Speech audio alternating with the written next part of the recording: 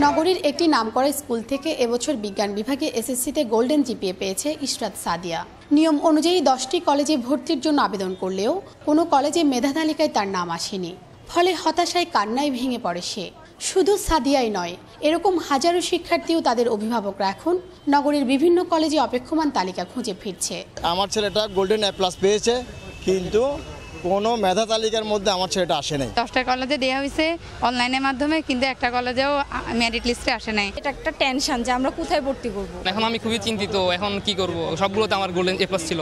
কিসের জন্য আমরা গোল্ডেন পাইছি? এই গোল্ডেনের কোনো মূল্যই হয় না।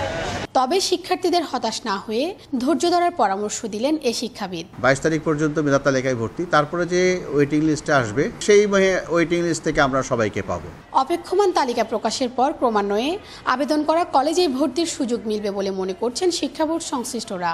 যারা 10টা বা ততোধিক কলেজে আবেদন করেছে, শেষ পর্যন্ত তারা কোনো না কোনো কলেজে ভর্তির সুযোগ পাবে। শিক্ষার্থীরা পছন্দের কলেজে ভর্তি হতে না পারলে বোর্ড কর্তৃপক্ষ প্রয়োজনীয় উদ্যোগ নেবে বলেও জানিয়েছেন শিক্ষা বোর্ড কর্মকর্তারা। শিউলি শবনম, 21 টেলিভিশন, চট্টগ্রাম।